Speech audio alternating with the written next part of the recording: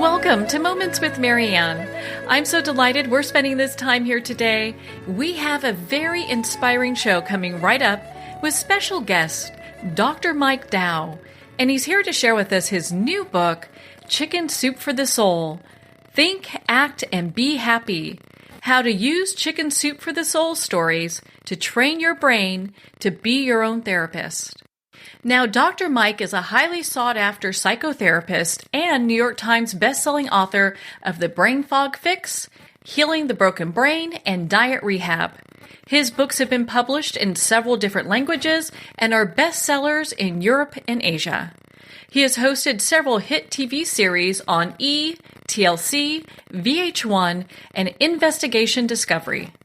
Dr. Mike is known as a go-to expert in relationships, brain health, addiction, and mental illness. He's also on Hay House Radio, and he has a weekly show called The Dr. Mike Show. So let's welcome to the show, Dr. Mike-Dow. Thank you so much for having me. I appreciate it. Oh, what a joy it is to have you here. And my goodness, this is such a profound book. I mean, I can see why it's flying off the shelves and people are wanting their own copy. I think all of us could use a little more happiness in our lives. And, I think this book is really practical. So I'm so glad. That's why we wrote the book, is to really help improve people's lives. So. Well, and it's right at the perfect time. I mean, people are thinking of holiday gifts. This is the perfect time to get this type of book for someone you love or someone you know, especially because it talks about a big thing that I'm very interested in, and it's the whole train your brain. Because a lot of people think that when we're kind of born with our brain a certain way, we're stuck with it, and then that's it. But I love how you have these practices in here that say otherwise. I think that's one of the big takeaways, Marianne, is that you can train your brain every single day with really practical, easy steps, which is what cognitive behavioral therapy is all about, and that's sort of what this book is based around, these exercises. So, it's not making a huge life change. I mean, that'll obviously change your brain too. But what I love is that people realize that, it's actually not that hard to train and change my brain. If I just start with the thoughts, maybe baby step by baby step at a time, changing my everyday actions, and soon enough they cultivate that state of happiness, joy, and peace. Well, and so it leads me to kind of wonder, what started you on this path, not only to become the highly successful doctor that you are, but also to kind of be interested in why our brain works the way it does? Well, personally, I got started on this path because, I saw how my brother trained his brain. He suffered a massive stroke when he was 10 years old because of a rare brain disease. So he had to learn how to talk again, walk again. He still deals with some paralysis in his right arm, but, he did things the doctors told him he would never be able to do.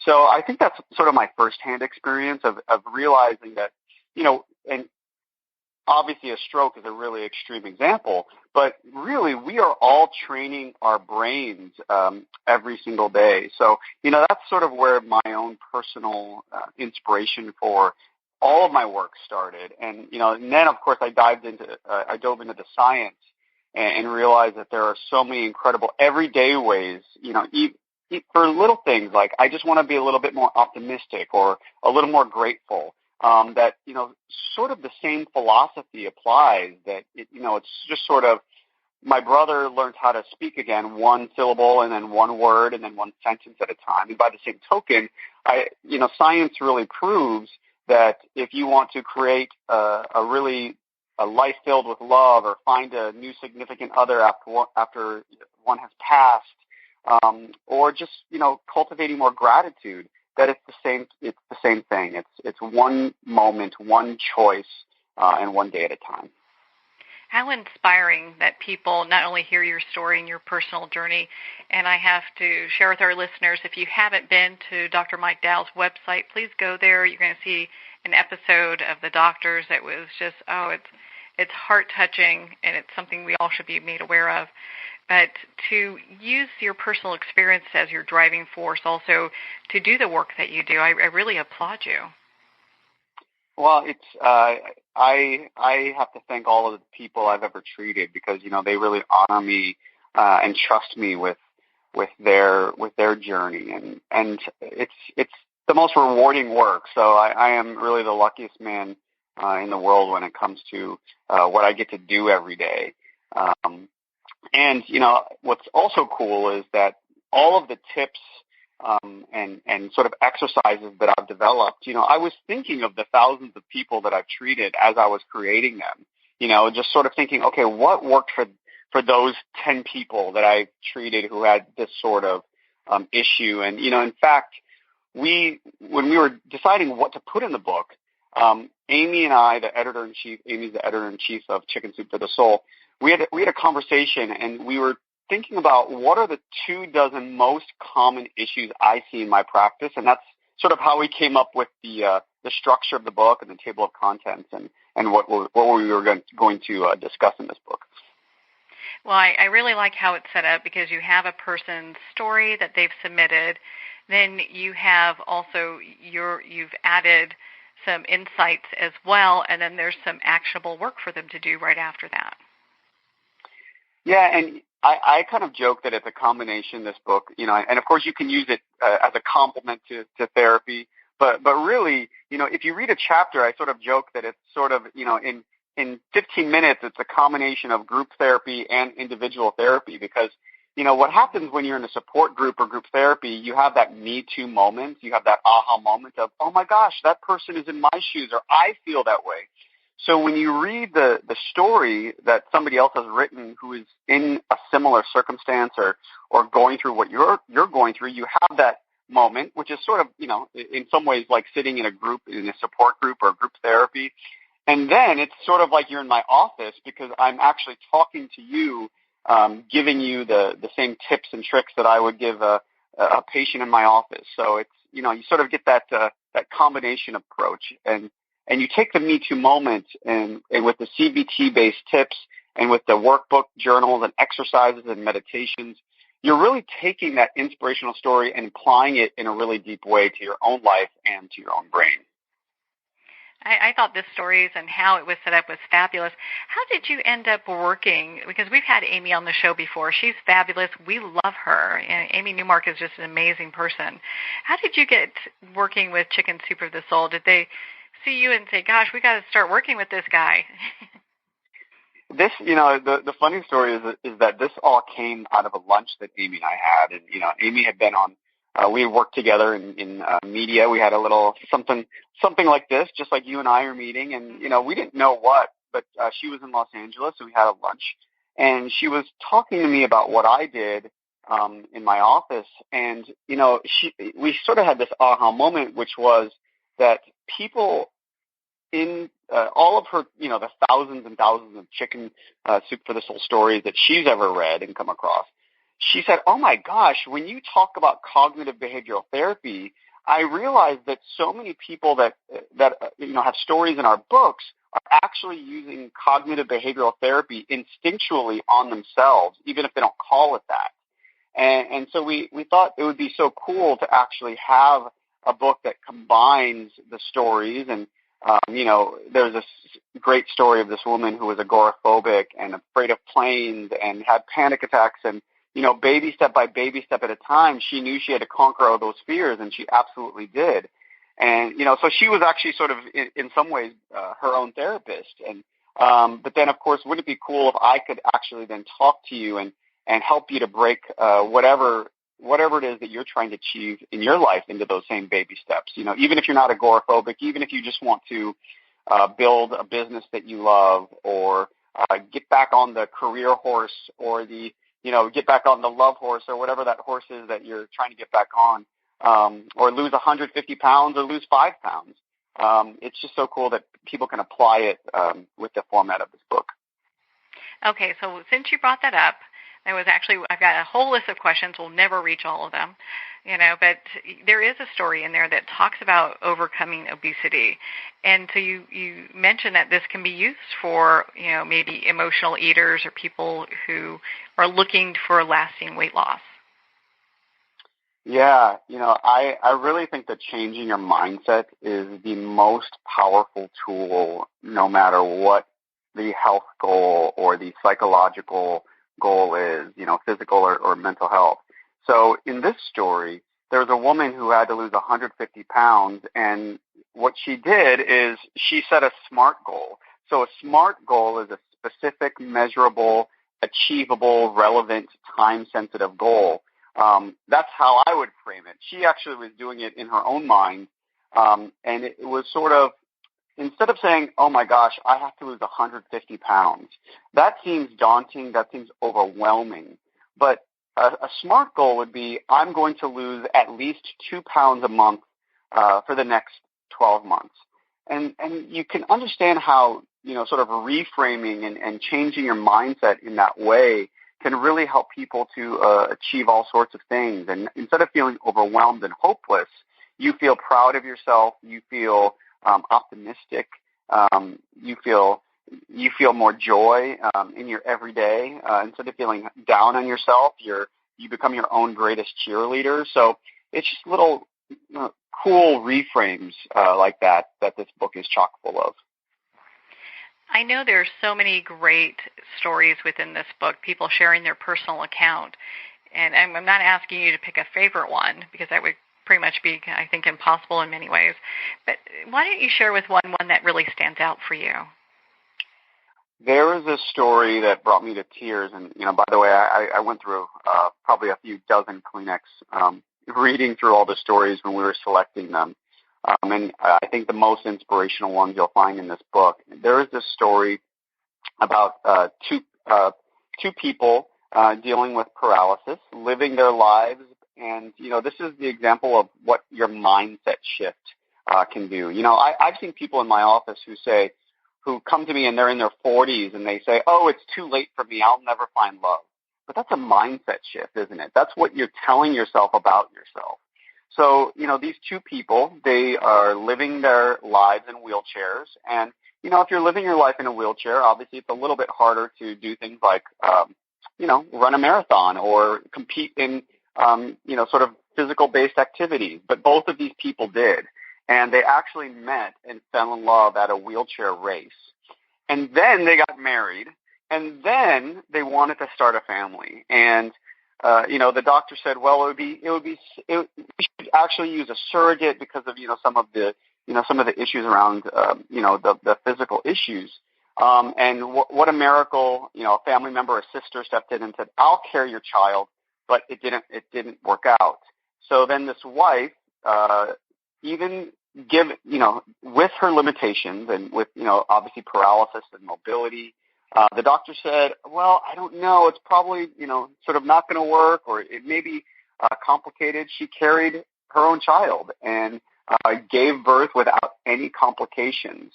And isn't it so powerful that, these two people, this happy couple, didn't allow something like, paralysis get in their way of finding love, of having the family of their dreams. And there were a lot of people along the way who said, even their doctor, well, this is going to be really hard, and I don't know. Or I'm sure there was, even in their own heads, oh gosh, should I really compete in a race in a wheelchair? And the answer was yes. And I love that story because it shows that it's not so much about your circumstances of your life. So, obviously not everyone is dealing with paralysis, but how many of us have had something in our lives where it was our belief that we could do it that was the most important factor of if we could achieve that goal or not. So, that one just really struck me. That is such a beautiful one. I love that one too. My goodness, how heart-touching. And I love that they just wouldn't take no for an answer. I've had friends that have had surgeries that the doctors are like, you're never going to walk again. And my friend was, she pretty much said, watch me. Yeah. Yeah, you take these stories and you build upon them. Oh my goodness! And what's so fabulous is that you have workable information, so people can apply it to their own life, regardless where their journey is. Because you talk about paralysis. I mean, yeah, we might have that in other areas of our lives, like not being able to move in business or relationships or whatever the case is. One of the 7 pitfall thought patterns in this book, which is sort of the cognitive piece of cognitive behavioral therapy, is changing how you think. One of the 7 is paralysis analysis. So it's maybe you're not physically paralyzed, but your mind paralyzes you because you ruminate and you get caught in these negative downward spirals of thought patterns that prevents you from taking meaningful action.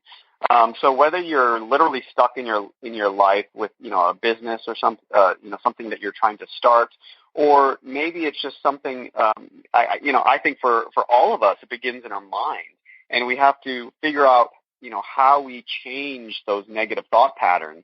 And the first step is awareness. So, we sort of start the book by saying, okay, here are the 7 pitfall thought patterns you need to be aware of, because these are linked to depression, anxiety, and they're I call them happiness blockers. So when you notice that thought pattern, just first pay attention, and then a lot of the tools in the book will help you to sort of turn them off so that you can get rid of those happiness blockers and think in more positive and optimistic ways. Well, and I'm glad you brought up depression, because that seems, my goodness, we're going through like different crises as a society right now, and that's one of them. People, it seems, are more depressed than ever. And I really liked how you approached that whole story and dealt with that. It's not so much dealt with it, but offered insights and advice. I think, I may be the doctor and the expert, but I think in so many ways people will find that the stories are sort of the greatest teachers of all.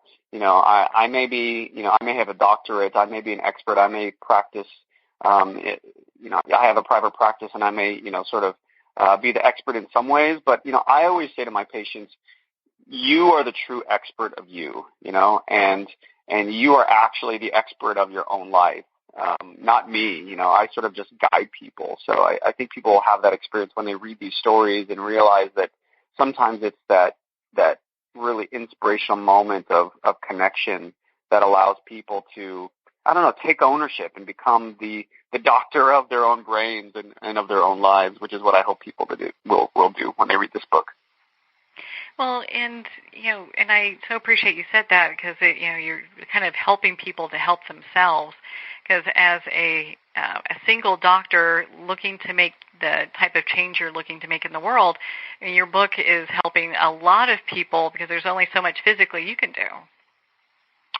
Yeah, I think so. Instead of, one person an hour, I'm hoping that thousands and thousands of people will take these, the natural methods of cognitive behavioral therapy and really train their own brains. I think we can actually make the world a better place if we all trained our brains to be a little bit kinder to ourselves, a little more optimistic, and I think the ripple effect of that could actually end up, changing millions of people because of the way that gratitude, kindness, happiness is contagious in the way that it affects others.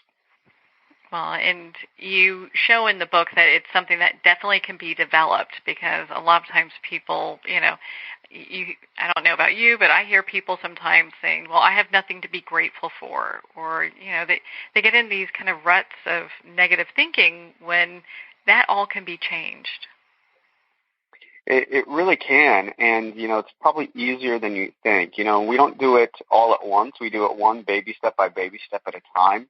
And, it's interesting the way that thoughts and actions and feelings, it sort of forms a triad. So if you're noticing negative thoughts, you can start by becoming aware. You can talk back to your thoughts, or you can also just start by changing what you do baby step by baby step at a time every single day.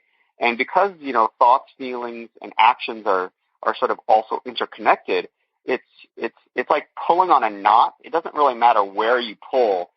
You just have to start pulling somewhere to untie that knot, and then it all sort of unravels. And then, by changing your actions, you can change how positive your thoughts are. They'll become more positive, which, of course, leads to more happiness. Yeah. And people can have happier lives. What if, and there is a story in the book, what if someone has something where most people think, I don't think I can ever overcome this. I was a victim of abuse. Is there a light at the end of the tunnel for them?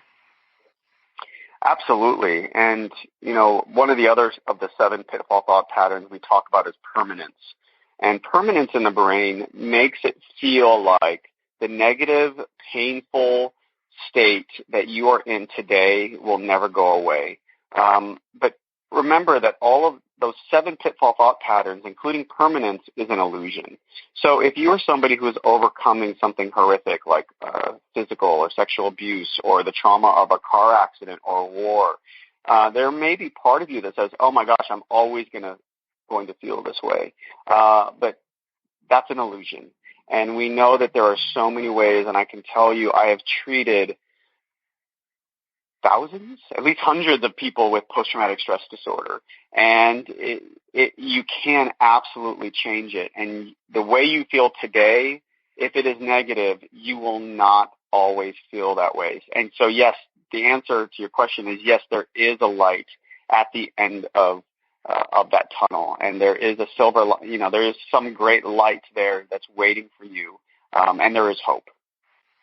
I think people are going to feel really relieved to hear that, because if someone's been through some type of abuse and they are, feeling in a place where they're feeling like, gosh, I'm really not able to get through this, that it doesn't have to be that, as you were talking about, that permanent situation. It's something that they can move beyond.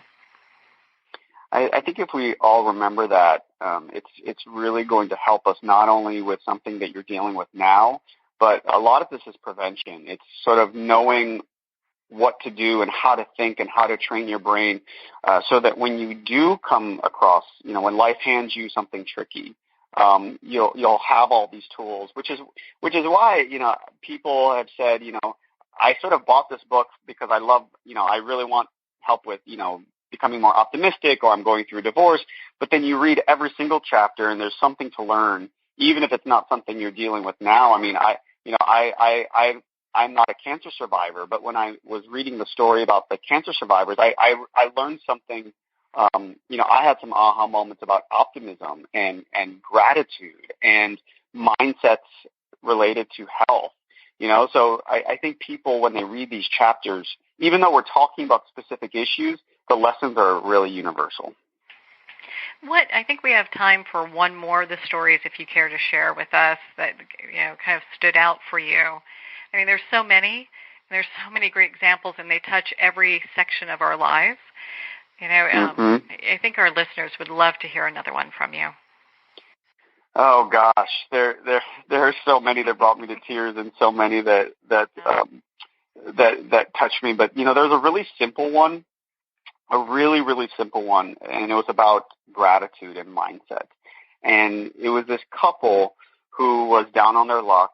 A company went out of business, so the husband lost his job, and they lost their house, and they had to move into this, rundown house. And, so clearly this was sort of a rock bottom moment for this family. And the wife was just really the husband was trying to comfort her.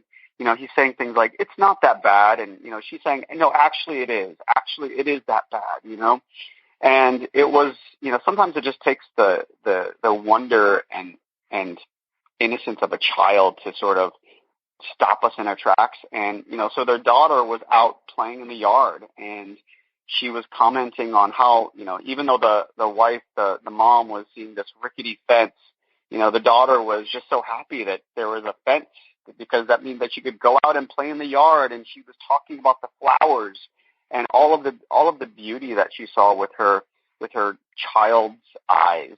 And it was that moment of seeing her daughter play outside and having her daughter be so grateful with this, the simple beauty of being outside and seeing those flowers. That was her aha moment to say, you know what? It's not that bad. In fact, it's pretty great. And you know what? We have a home, and there are flowers, and there is a yard, and we have a roof over our head. And it was that mindset shift of gratitude that helped this family. And of course, what's great is once you figure out what that mindset shift is for you to, in terms of being more grateful, then you can call more abundance in because you're already grateful for what you have. And then you feel better, you feel happier, and happier people tend to be more productive, and they tend to become go-getters in the world. So then, of course, you're going to just attract more abundance. And he did get a job. The husband got a job again, and they did what they had to do, and their life got better.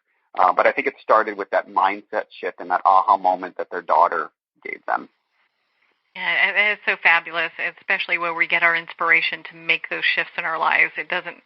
It could be as simple as a child saying something, or, in the case of Think, Act, and Be Happy, is reading a book and seeing where it applies to your own life and how you can make those adjustments. Yeah, I know I've made some shifts in my own life and the mindset, especially around gratitude and paying attention to what I do have. And, just to share a personal story with you in my own life of how I had to take my own advice. It reminds me of something that we went through just these past few months. We bought a fixer-upper, and we thought that we could handle it, and then we soon realized that we are not we're not fixer-upper people. And for a couple days, I fell prey to paralysis analysis. I was sort of ruminating in oh God, we made the wrong decision. What have we done? And I felt like I couldn't do anything, and I wasn't going to be able to, to do all the things that needed to be done. And oh gosh, how do you fix, a roof? And how do you, redo a bathroom? Oh my gosh, I guess I'm not. I thought I was going to be good at this, but I'm not. And I got caught in my own negative thoughts. And then I had to remind myself of some of the strategies in this book, which is, when you get caught in paralysis analysis, one of the antidotes is to just wake up every day and fill it with activities that are productive and pleasurable. So every day I said, okay, this may feel hard, but, I think I could call that, 3 roofing companies, or I could call 2 plumbers, or I could call get an estimate from this flooring person. And all of a sudden, the house was done, and at first it felt really daunting because of, sort of the, oh gosh, did we bite off more than we could chew? But the house is done and we did it. So, I think we all have to take our own advice sometimes. Hey, that's a very real story that I think a lot of people go through, because you can take those classes at Home Depot and just realize, ooh, this is a little bit more than what I can do here, Oh, yeah. And, now when I watch HGTV, or when people say, oh, that's easy, just knock off this wall and do this and do that, and then and of course in a 30-minute show it just magically happens, and you don't realize just the blood, sweat, and tears that go into everything. But I think it's such a metaphor for all of the struggles that we have in our own lives. No matter what you're facing, action is one of the most potent antidotes. And, for me, my actions changed my negative thoughts to more positive thoughts. In other parts of the book, some of the strategies, we start by changing the thoughts, and then when you start with the thoughts, then the actions change. So again, it doesn't matter where you start that change in cognitive behavioral therapy, because everything is training your brain to get into that feedback loop of gratitude and joy and contentment. Happy. I don't know if I like the word. Happiness is such a interesting word because it has so many meanings. So I wish I could have called the book Think, Act, and Be Joyful, Peaceful, Content, optimistic, and but we only had so many words for the title. So I guess happy is the best way to sum it up. Well, and and at some point or another, people do. I mean, they probably attribute joy, contentment, all that to some kind of form of happiness. So, I think it works out, because most people, you look at it and they're like, they want to have more happiness in their life. They want to be fulfilled. They want to feel like life matters. And Think, Act, and Be Happy from Chicken Soup of the Soul, and you, Dr. Mike Dow, did a fabulous job. Oh, well, thank you so much. I appreciate it. Oh, well, and so where can our listeners connect with you and see your videos and learn more about your community? Yeah, so they can go to my website, drmike-dow.com, drmikedow.com. where you can even download one of the stories that's in this book, which is kind of cool. And I'm on all social media platforms at Dr. Mike Dow. Well, Dr. Mike, thank you so much for taking the time to be on the show with us here today. Thanks for having me. Oh, well, thank you so much, Dr. Mike. It's been such a pleasure to spend this time with you, and of course, to talk about your new book in the Chicken Soup for the Soul series, Think, Act, and Be Happy. This book is available at Amazon, Barnes & Noble, and of course, all indie bookstores. If you'd like to connect with Dr. Mike, you can at his website, drmike-dow.com. Well, we're at the end of our time today. I would like to thank everyone for tuning in. You're listening to Moments with Marianne. And remember, make every moment count.